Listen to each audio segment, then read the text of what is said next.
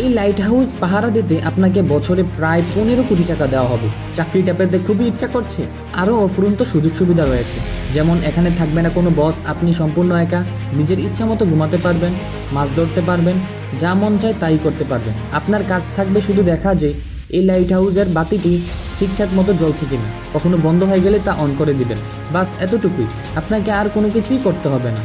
সারাদিন শুধু পায়ের উপর পা তুলে ঘুমিয়ে থাকবেন। কিন্তু মজার ব্যাপার হলো, এই সুযোগ সুবিধা থাকার পরেও এটা পৃথিবীর ভয়ঙ্করতম কাজগুলোর মধ্যে একটি কাজ।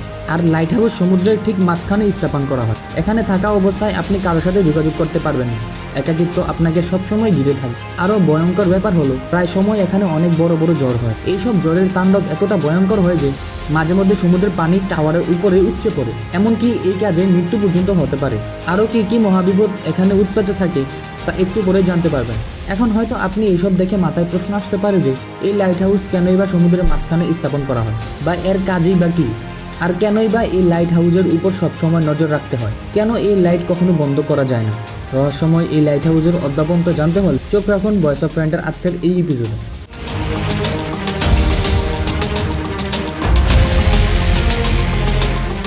আমাদেরকে কয়েক বছর পিছনে ফিরে যেতে হবে। তখন যাতায়াতের জন্য না ছিল কোনো গাড়ি, না ছিল কোনো যানবাহন, না ছিল কোনো আকাশপথ। এই বিশাল লম্বা পথ পাড়ি দেওয়ার জন্য একটি প্রসেসই ছিল, সেটি ছিল সমুদ্রপথ। ক্যাপাস মেরিন নামে একজন অসাধারণ নাবিক ছিলেন। তিনি অনেক প্রতিকূল অবস্থাতেও সমুদ্র পাড়ি দিতে বিখ্যাত ছিলেন। একবার তিনি সমুদ্রের মাঝখানে গুটগুটে অন্ধকার একটি জায়গায় পাড়ি দিচ্ছিলেন। ঠিক তখনই সমুদ্রের নিচে থাকা একটি পাথরের সাথে জাহাজের ধাক্কা লাগে। আর সেই সময় জাহাজগুলি তৈরি হতো কাঠ দিয়ে, যার কারণে খুব সহজে জাহাজের নিচে ফাটল ধরে যায় আর পানি ঢুকে বেশ ক্ষতিই হয় জাহাজের ভিতরে। এই ঘটনার পর ক্যাপ্টেন মার্শিয়ার এই সমস্যার সমাধান খুঁজতে থাকেন। তিনি এমন কিছু তৈরি করতে চাচ্ছিলেন যে এই সমস্যা থেকে বাঁচানোর জন্য আগে থেকেই জাহাজের নাবিকদেরকে সাবধান করতে পারবে। কিন্তু এখানে মহা দুশ্চিন্তার কারণ হয়ে দাঁড়ায় প্রশান্ত মহাসাগরের বিশালতা। কারণ প্রশান্ত মহাসাগরে এতটাই বিশাল এবং এতটাই বড় যে 7টি মহাদেশের ভূমি যদি একত্রিত করা হয়, তারপরেও মহাপ্রশান্ত মহাসাগরের আয়তন সবচেয়ে বেশি থাকে। হাজার হাজার বছর আগে নাবিকরা যখন এই সমুদ্র পাড়ি দিয়ে যাতায়াত করত, তখন সমুদ্রের নিচে থাকা কোনো কিছুরই তাদের ধারণা থাকতো না। এমনকি তাদের সামনে থেকে রাস্তারও কোনো তেমন আইডিয়া ছিল না। আর সে সময় পথ নির্ধারণ করার কোনো প্রযুক্তিও ছিল না, যেটা তাদেরকে রাস্তা চিনতে সাহায্য করতে পারে। মূলত সেই সময় নাবিকদেরকে এই সমুদ্র পাড়ি দেওয়ার জন্য সূর্য বা চাঁদ বা তারার উপর নির্ভর করে চলতে হতো। এই দিক নির্দেশনার সমস্যার জন্য চলতে পথে আরও বাড়তি কয়েকটি ঝামেলা এসে জড়াতো, যেমনটা ক্যাপ্টেন এলিসের সাথে হয়েছিল। একবার ক্যাপ্টেন এলিস তার নাবিকদেরকে নিয়ে প্রশান্ত মহাসাগর পাড়ি দিচ্ছিলেন। তখন একদিন রাতে হঠাৎ ঝড় শুরু হয়। পুরো আকাশ মেঘে ঢেকে যায়। আকাশের সব তারাও মেঘের কারণে ঢাকা পড়ে যায়, যার কারণে প্রচণ্ড ঝড়ের মধ্যেই তারা রাস্তা হারিয়ে ফেলে। যখন সকাল হয়, তারা বুঝতে পারে যে এই বিশাল মহাসাগরের মধ্যে তারা হারিয়ে গিয়েছে। তাদের কাছে খাওয়ার জন্য কিছু ছিল না, না ছিল পানি, না ছিল কোনো খাবার। ক্ষুধা এবং তৃষ্ণা নাবিকদের অবস্থা খুব খারাপ হয়ে যাচ্ছিল। তার এই বিশাল সমুদ্রের পানির উপর থেকেও তৃষ্ণায় কাতর হয়ে যাচ্ছিল। এমনকি কিছু নাবিক মারাও গিয়েছিল। এরপর অনেক কষ্টে ক্যাপ্টেন তীরের দেখা পায়। এরপরেই মূলত লাইট হাউস তৈরির যাত্রা শুরু হয়। মিশরের ঘুমন্ত মহাসাগরের পাশেই ছিল আলেকজান্দ্রিয়া। সেই সময় সেখানকার শাসক ছিলেন টলিময় সেকেন্ড প্লেয়ার। আর তখন এই রাজ্যের জন্য সবচেয়ে বড় সমস্যা ছিল তাদের অবস্থান বা লোকেশন। আপনি যদি এই জিনিসটি ভালো করে লক্ষ্য করেন, তাহলে ভালো করে বুঝতে পারবেন এই শহরে পৌঁছাবার জন্য এই জায়গা দিয়ে যাতায়াত করতে হতো। আর এই জায়গাটার পাশেই অনেক বড় বড় পাথর ছিল, যার ফলে বাণিজ্যিক জাহাজগুলো যখন এই দেশে যাত্রা করত, তখন খুব সহজেই এই পাথরগুলোর সাথে জাহাজের ধাক্কা লাগতো। এর ফলে কখনো কখনো কিছু কিছু জাহাজ ভেঙে গিয়ে ডুবে যেত, আবার কখনো কখনো জাহাজে বড় ধরনের বিপদ শিকার হতো। এরপর বাণিজ্যিক জাহাজ এর যাতায়াত এই রাজ্যের কম হয়ে যাওয়ার কারণে অর্থনৈতিক দিক দিয়ে এই দেশ অনেক পিছিয়ে পড়ে যেতে থাকে। এই বিষয়টা নিয়ে টলেমির রাজ্যকে রক্ষা করার জন্য বিশিষ্ট আর্কিটেকচার ষষ্ঠ সাসের কাছে ছুটে যান। তার কাছে এই সমস্যা সমাধানের জন্য পরামর্শ চান। দুজনে মিলে একটি আইডিয়া বের করেন। তারা সমুদ্রের পাড়ে একটি দুর্গ তৈরি করবেন। সেই দুর্গের উপরে একটি লাইট স্থাপনের মাধ্যমে জাহাজের গন্তব্য স্থানের দিক নির্দেশনা দিবেন। সেই সাথে এই লাইট পানির নিচে থাকা পাথরের আগে থেকেই সাবধানতা সংকেত করবে।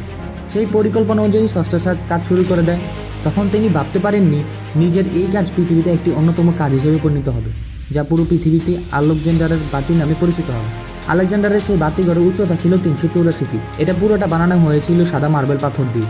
আর ওই সময় সেই লাইট হাউসের উপরের মাথার মধ্যে প্রতিনিয়ত আগুন জ্বলতে থাকত, যার জন্য সবসময় এখানে তেল বা কাঠের যোগান দিতে হতো। পরবর্তীতে এই বাতিঘরকে পৃথিবীর সবচেয়ে হাইড্রোজনক জিনিসের মধ্যে একটিকেও এই স্বীকৃতি দেওয়া হয়। শুধুমাত্র এর উচ্চতার কারণে এটি বিখ্যাত ছিল না, সেই সাথে ছিল এই অসাধারণ ডিজাইন। মূলত ষষ্ঠ সাজ এই আলোর রশ্মি তীব্র ছড়িয়ে দেওয়ার জন্য আয়না এবং লেন্সের দিয়ে একটি ডিজাইন তৈরি করেন।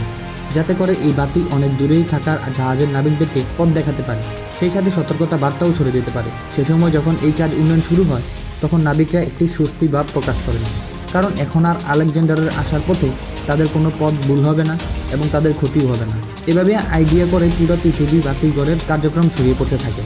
আর তখন শুধুমাত্র সাগরের পাড়েই জাহাজগুলোর দিক নির্দেশনা দেওয়ার জন্য তৈরি করা হতো। কিন্তু সময় সাপেক্ষে যখন বাণিজ্যিক জাহাজের চলাচল বাড়তে থাকে তখন সমুদ্রের মাঝখানে কিছু কিছু জায়গায় পাথরের অবস্থান থাকার কারণে যাতে জাহাজের ক্ষতি না হয় সেই জন্য সেই পাথরের আশপাশে বাতিঘর বা লাইট হাউস স্থাপন করা শুরু হয়। যদিও প্রথম দিকে লাইট হাউসের সবসময় আগুন জ্বালানো হতো, কিন্তু ততটাও ভালো আইডিয়া ছিল না, কারণ এর জন্য সবসময় কয়লা বা জ্বালানির যোগান রাখতে হতো। তখন অবশ্যই এটা ছাড়া আর কোনো উপায়ও ছিল না।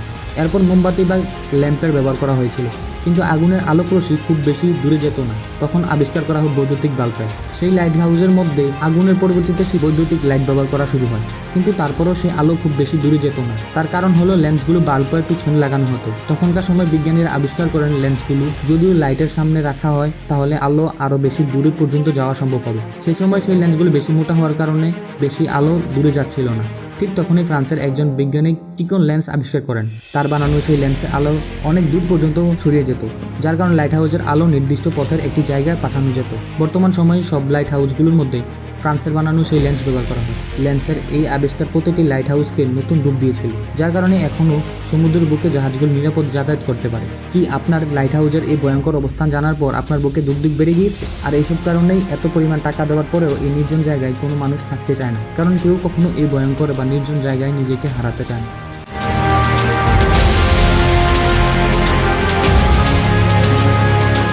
প্রিয় দর্শক, আজ এই পর্যন্তই। শুরু থেকে শেষ পর্যন্ত চেষ্টা করেছি লাইট হাউস নিয়ে পরিপূর্ণ তথ্য আপনাদের সামনে উপস্থাপন করতে। ভিডিওটি কেমন লেগেছে কমেন্ট করে জানাবেন। তারপর দেখা হচ্ছে পরবর্তী ভিডিওতে। ততক্ষণ পর্যন্ত মহান আল্লাহ তাআলা সবাইকে ভালো রাখুক, সুস্থ রাখুক। আল্লাহ হাফেজ।